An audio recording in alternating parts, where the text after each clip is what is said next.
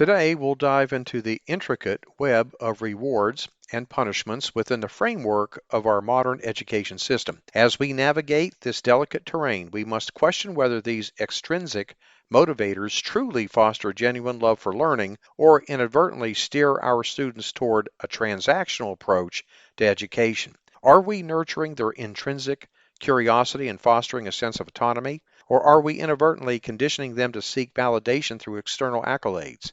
It's time to critically examine the fine balance between guidance and autonomy so that we may sculpt a generation of lifelong learners who are intrinsically driven to explore knowledge, embrace challenges, and embark on a journey of growth rather than merely chasing the allure of rewards and avoiding punishments. Welcome to episode 140 of the Teacher RockStar podcast, a place where tips and strategies critical to the new teacher are discussed. We share the latest educational research and best practices so that the new teacher can be better equipped for a successful classroom experience. I'm your host, Steve Hiles. In today's episode, we're going to talk about the theory and research with Mr. Alfie Koln, as discussed in his book, Punished by Rewards. But before we get started, I would like to take a moment to share a little bit about today's guest. Alfie Koln writes and speaks widely on human behavior, education, and parenting. The most recent of his 14 books are Schooling Beyond Measure and Other Unorthodox Essays About Education, published 2015, and The Myth of the Spoiled Child, Challenging the Conventional Wisdom About Children and Parenting, published 2014. Of his earlier titles, the best known are Punished by Rewards, published 1993. And No Contest, The Case Against Competition, published 1986, Unconditional Parenting, published 2005, and The Schools Our Children Deserve, published 1999. Kohn has been described in Time magazine as perhaps the country's most outspoken critic of education's fixation on grades and test scores. His criticisms of competition and rewards have helped to shape the thinking of educators, as well as parents and managers across the country and abroad. Kohn has been featured on hundreds of TV and radio programs, including The Today Show and 2 appearances on Oprah. He has been profiled in the Washington Post and the Los Angeles Times, while his work has been described and debated in many other leading publications. Kohn, the father of 2 grown children, lives actually in the Boston area and virtually at www.alfiekoln.org. Welcome to the show, Mr. Kohn. Glad to be here. All right. I am so thrilled to have you on and share your expertise with us today. And I'd like to just dive right in here. In your book, Punished by Rewards, could you explain to the audience the main pitfalls of behaviorism and why it is inadequate for fostering genuine learning and motivation? Well, let's begin by making sure we understand what behaviorism is all about. That's an approach to understanding the human that was developed by John Watson and B.F. Skinner, most famously on laboratory animals, that reduces all organisms to a series of specific, observable, quantifiable actions that can be seen and observed and controlled, the idea being that we are pulled by outside forces, by reinforcers, by the environment, and that it's possible to break down everything we do according not to our own experiences, which tend to be dismissed as irrelevant or even as non-existent, but just the stuff on the outside. It's what you do that matters. And by manipulating those rewards, specifically, you can make people with less power than you do whatever you want, just the way you would train a lab animal. Now, on a theoretical basis, for many of us, this doesn't ring true. It trivializes our experience, our sense of the world. And it also sets up a control-based dynamic where schooling, like parenting or managing employees for that matter, is a matter of doing things to people rather than working with people. Right. By using some combination of threats, punishments, and bribes or rewards, on the other hand. And We are more, in fact, than our behaviors, and what matters are the reasons, the motives and values that inform the things that we do. So just to be more accurate and offer a better explanatory model, we have to go past this behaviorism, which has been rejected by almost all of the field of psychology now, and yet continues to drive what goes on in schools and families and workplaces, the popular approach based on this, what I call pop behaviorism. And so in schools, let's focus there. I think that's the primary interest in this podcast, that schools are still driven by this thin, surface level approach in terms of how we treat kids, especially models of classroom management and school-based discipline that are very much like treating kids like pets, and in terms of scope and sequence curricula and approaches to assessment with grades and tests that are all based on something Skinner would have been very pleased with. Punishments and rewards can work to get one thing, and only one thing, which is temporary compliance, but at a terrific cost. I see. If I say to you, do this, or here's what I'm going to do to you, and you won't like it, if I have the power to make you suffer, I might be able to force you to do something I want as long as I'm around, and as long as that threat of making you suffer is there, but it will kill your interest in the stuff I want you to do, and it will disrupt our relationship because now you see me as an enforcer to be avoided, not a caring ally. And this is the point that many people fail to understand, even those who understand the punishments, even if we use euphemisms to make ourselves feel better about doing them to people, like consequences. Right. Even if we understand that stuff backfires, rewards are no better than punishments. Carrots are no better than sticks. If I said to you instead, do this and you'll get that, still we're focused only on the observable action, the tip of the iceberg, not the child who engages in the behavior.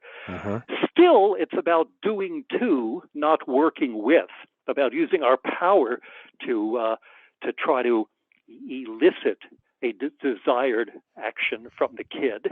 And according to the research, it's not only ineffective in the long run, it tends to be counterproductive, meaning that the more you reward people for doing something, the more they tend to lose interest in whatever they had to do to get the reward. I see. Many educators, Mr. Kohn, argue that rewards can be effective in motivating students and shaping desired behaviors. So how would you respond to this perspective? And what evidence or research supports the claim that rewards are no better than punishments? I know you mentioned, studies have been done. Can you speak to that? Studies, yeah. And with respect to, first let's talk about achievement or outcomes of that kind, the quality of learning in a classroom. Many studies have found that students who are doing something in order to get a good grade or a gold star or praise, good job, which is just a verbal doggy biscuit, are less effective at learning than students who were not rewarded at all. And that's one of the first chapters in my book, where I lay out the evidence and then 25 years later reviewed all the new evidence showing that rewards inhibit us from quality, particularly when creativity or innovative thinking is demanded.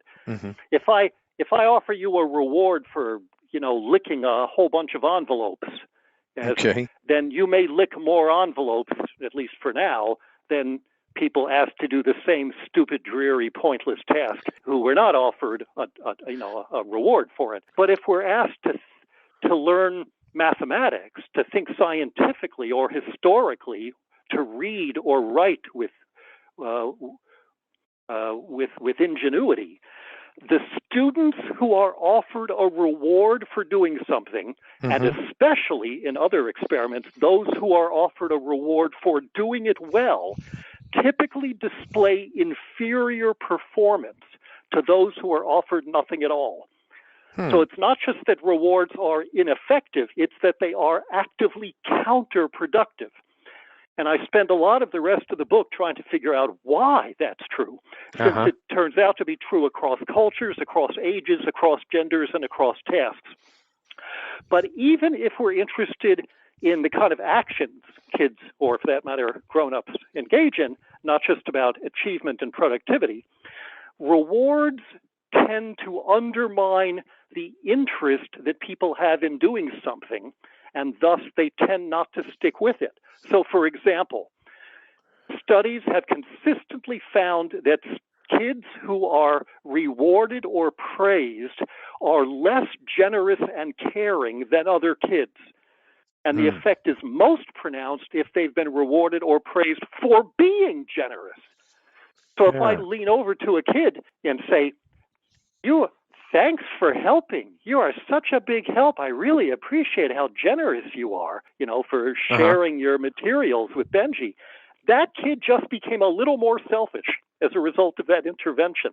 That's interesting. It's true for adults too. If you reward people for quitting smoking, or for going to the gym, or for losing weight, you may get a change in behavior, maybe, for as long as the rewards keep coming. But as soon as the incentives stop, people tend to not only go back to what they were doing or not doing before, it gets worse. And the result is worse than it is for a group of people who are never treated like pets to begin with. So whether we're talking about the actions we engage in, the values we have, or the quality of thinking, rewards like punishments tend to undermine the very things we're trying to promote. Wow, that is very, very interesting. And this brings me to this next thing I wanted to ask you, sir, is, in the context of the classroom, and you have this new teacher, just graduated college, going into the classroom. Now, is there ever a time when rewards and punishment are appropriate? The short answer is no, given everything I've said before. Because you're only going to make things worse. You may eventually be able to phase out the rewards and hopefully recover from all the damage you've just done by bribing and threatening them into compliance. But it will always have been better if you never did that to begin with. I see. Now, go ahead. Go ahead. I'm sorry. Go ahead. So I wrote a whole book just about the issue of classroom management and alternatives to the bribe and threat approach, a book called Beyond Discipline, which examines this in great detail to explain why behavior management programs where we, give these doggy biscuits to kids, these little red, yellow, and green tickets or marbles in a jar, or class dojo, or that the PBIS, which is a school-wide program, why all of these programs are so damaging to kids. They're tempting for that new teacher you're talking about, hypothetically, who doesn't know what to do, who falls back on this model. But part of the problem is not just with the long-term effects of rewards and punishments, how they tend to undermine the very things we're trying to promote, hoping that new teacher is not just trying to promote silence, but also really we have to move beyond them. And it's also, I would argue, just a very disrespectful way of treating human beings of any age. But we really have to look at the question of, that I just whizzed by in passing here, is the question of goal, not just method. What are we trying to do? Programs like the ones I rattled off, these classroom management programs, don't help kids to become deep thinkers or caring, generous people or members of a community or excited learners. But that shouldn't be surprising because they were never intended to do that. They were intended to get one thing only, which is mindless obedience. And people who claim they're effective are, first of all, mistaken in the long run, according to the best research. But second, the effectiveness that they're thinking about, the good outcome, is at the expense of kids' moral and social and intellectual development. I see. It's not a matter of substituting a different kind of incentive program or switching from punitive consequences to rewards, or from tangible rewards to verbal rewards, or individual rewards to group rewards. It's not a matter of fine-tuning the program, because the whole program has been only about compliance. And if we want to help kids, this is why I often begin with exactly this question when I do workshops with teachers. What do you want from your kids? How would you like them to turn out? What are your long-term goals for these kids? Well, and I make a list. Yeah, I was going to. Yeah. Go ahead. I'm sorry. I was going to say, well, they, obviously a teacher wants to instill good character, or in their children, and obviously enable them to be problem solvers and critical thinkers over time. There we go. Yeah. Those are the things I hear.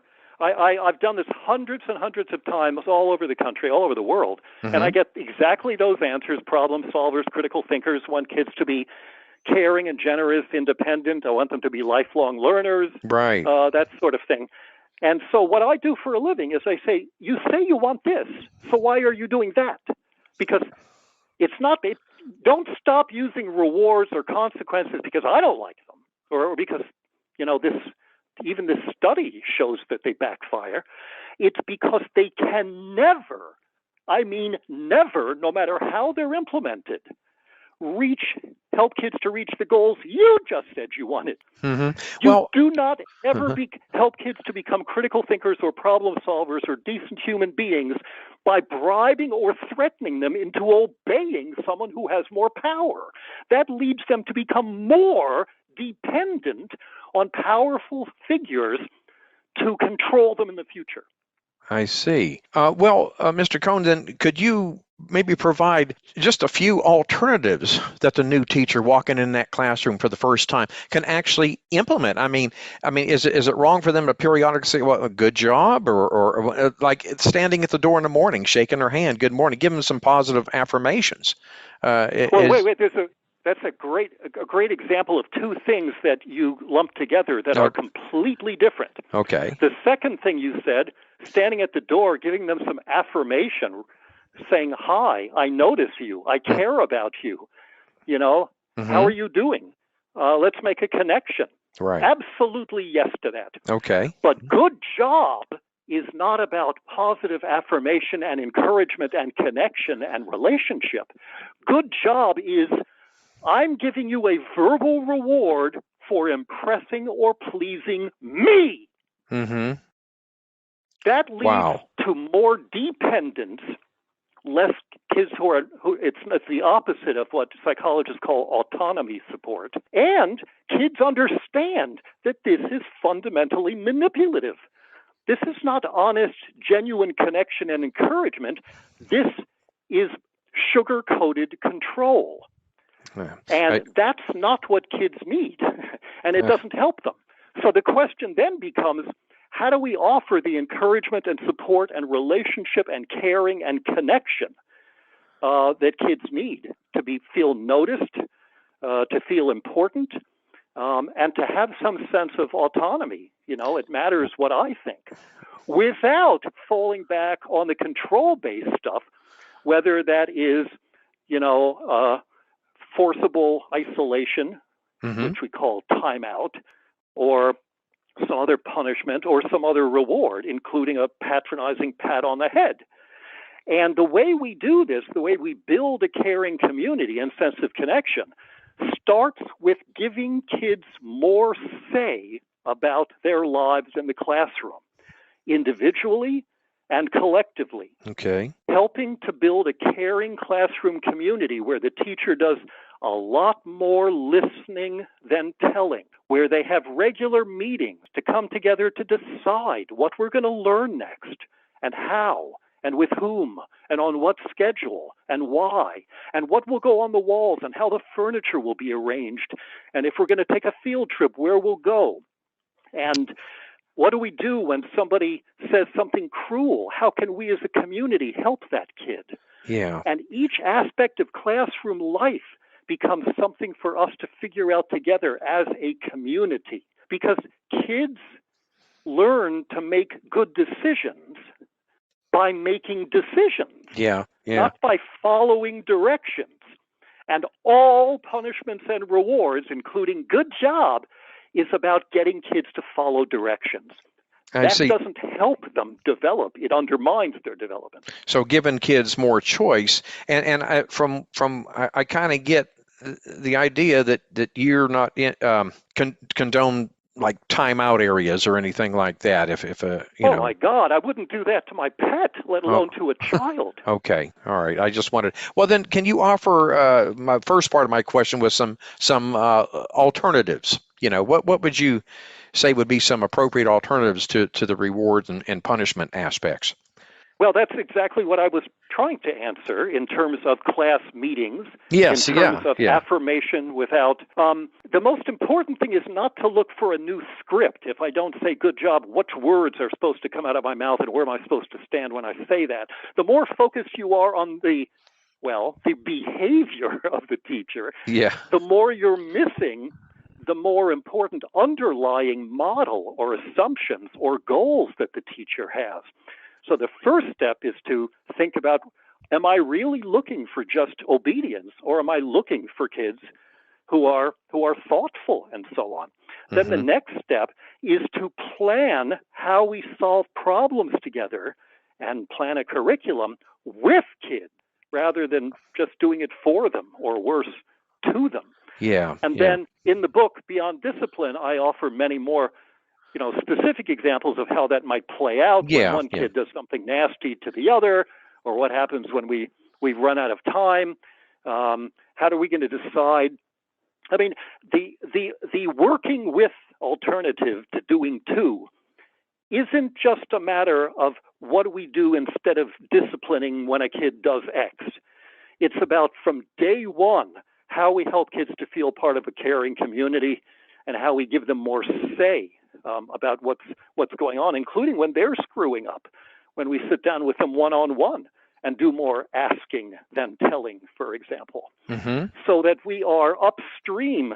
We are helping to prevent problems rather than just looking for new ways to respond when kids do something we don't like. But more importantly, it's not just about preventing problems. It's about affirmatively promoting their social and moral development.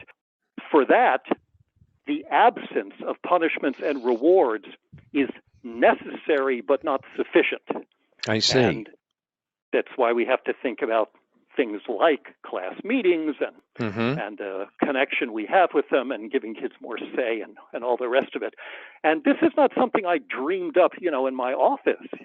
This when I wrote that book, Beyond Discipline, with all those practical alternatives, it was based not only on good research, but it was based on dozens of amazing classrooms, elementary, middle school, and secondary, that I have had the good fortune to sit in on and watch with incredibly talented teachers who are way more advanced in this stuff than I was when I was teaching. I still wince at some of the stuff I did when I was in the classroom, because they might not have known the research on this, and they may not have had a fully developed theory about autonomy, support, and community building, but by God, they treated those kids with respect, and they had goals that were more ambitious than compliant. Yeah. In today's schools, that would really entail a vast paradigm shift, because I've come out of schools, where, obviously rewards and punishments are used in-house suspensions, expulsions, and all this other good stuff, it's just something else. Which leads me to this next thing, Mr. Kohn, I wanted to talk to you about. And some proponents of behaviorism argue that rewards can be used as just a temporary scaffolding tool to establish desired behaviors, before intrinsic motivation develops. So what are your thoughts on this as a temporary use of rewards, and do you believe it has any merit? I wish it did. It's a very seductive hypothesis. It gives me a green light to do stuff, even despite naysayers like me saying, watch out, this is dangerous, this is counterproductive. And then I can say, yeah, I'm not going to do it all the time. And my goal is just like you. I want intrinsic motivation. I want kids to want to do it. Yeah. But unfortunately, the research is very clear. As soon as you offer avoidance of a punishment or getting the reward as the reason for doing anything, you have handicapped yourself. You have made this harder. Intrinsic motivation now recedes farther in the distance because you have changed the whole gestalt, the whole way that the kid looks at herself, looks at you, and looks at the task. The message you send when offering any reward, including praise, as a reason for doing something is, this must be something I wouldn't want to do, otherwise they wouldn't bribe me to do it. Yeah. You have devalued if you offer an A for studying math, the message is math sucks. Yeah.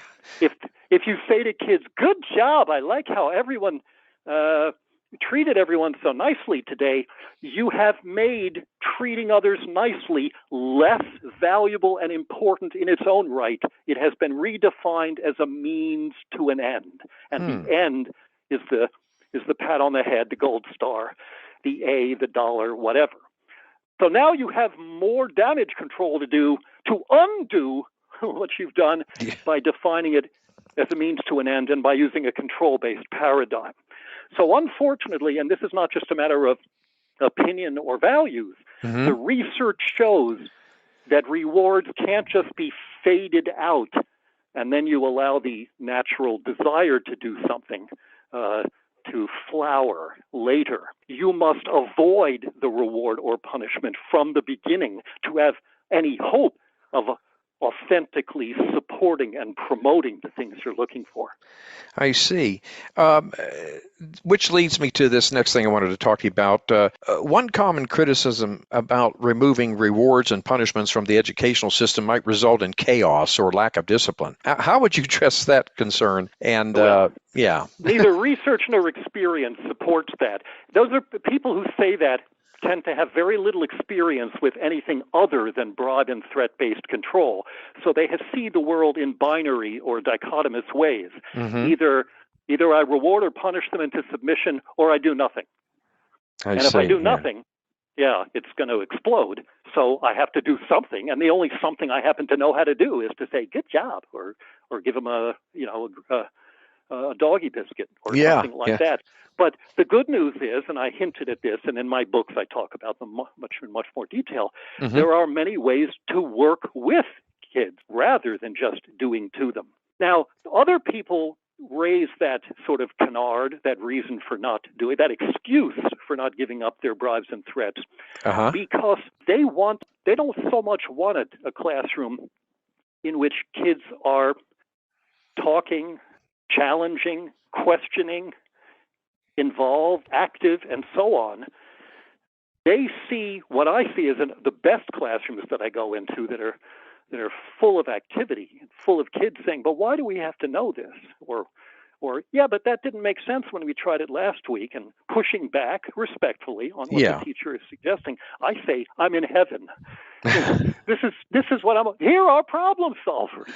Here are critical thinkers." But some adults want silence and obedience. And so what I see as exactly the pot of gold under the rainbow that we've been looking for, they see as chaos. And so they define rewards and punishments as something you got to do because it's unrealistic to think you could do without them. Because not only do they not see the harm of the method they're using, their goal is different. And what they're defining as chaos is not the way I use that word at all. All right. Well, Mr. Kohn, let me ask you this. For that new teacher, again, coming into that classroom, what would be your biggest takeaway for them?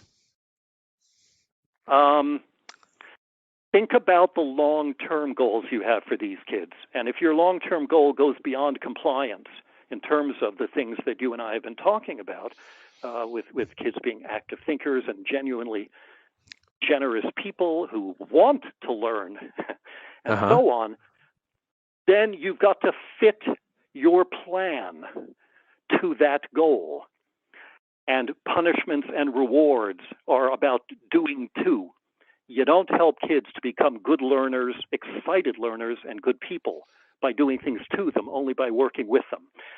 And then if you run into frustration because you don't know how to do that, it's understandable. Most of us were raised and taught in a doing to environment. That's right. That's right, yeah. Then we need help. But remember to phrase it as a question. Don't say, oh, this doesn't work, or that sounded nice in theory. Yeah. But in the real world, you have to, blah, blah, blah. Yeah. But instead say, the problem is I lack the experience and the expertise to be able to effectively implement a working with, responsive, respectful approach that the research and other people's experience shows is far more effective than what I've been doing. How do I do that? And if you're asking it that way, if you're saying, I know this makes sense, I need help, then you're open to the possibility of learning, as opposed to the person who says, oh, that doesn't work, or it doesn't work with these kids, which is really a way of clapping your hands over your ears and going, la, la, la, la, la. Yeah, because because what those people who say it, it sounds good in theory, first of all, they don't even like the theory, I found, if you ask them about it. But what they're really saying is, it's too threatening to me to admit that praise and timeouts and grade and behavior management is making things worse. So I'm going to pretend it's necessary so I don't have to question what I've been doing. I see. Well, let me ask you, how can folks connect with you, Mr. Kohn, besides, alfiekoln.org? Is there any other ways that folks can get in touch? No, that's the way. Okay. If they know how to spell my name, ALFIEKOHN, okay. They're there. The website has information about all these books, but it also has hundreds of articles, essays, and blog posts that are available for free, and information about a couple of videos and a lot of other stuff, and a way to contact me if they want. Okay, this has been truly, truly amazing. And Mr. Kohn, I want to thank you so much for taking the time to share your expertise with us. And I just know that my audience will benefit from the information that you presented them today. And I look forward to having you back on the show again at some point in the future. And again, thank you so much, and have a great rest of your day. Thank you. Same to you, and thanks for your interest. Okay, and take care, sir. Bye-bye. Bye. All right, folks, that concludes today's episode. I want to thank you for listening to the Teacher RockStar podcast. I'm your host, Steve Hiles. Should you have a topic that you would like for me to address on the show, shoot me an email. I personally read every single email that comes in, and I'd love to hear from you. When you get a moment, visit our website and subscribe to my newsletter for the latest educational research, best practices, and unadvertised free bonuses. Go to teacherclassroomresources.com. And don't forget to subscribe to us at the Teacher RockStar podcast. And if you'd like to support us, please feel free to share our podcast with others. Post about it on social media. And if you feel comfortable doing so, leave a rating and review. That would be greatly appreciated. Thanks again, and we'll see you same time, same place next week. And remember, my friend, you got this.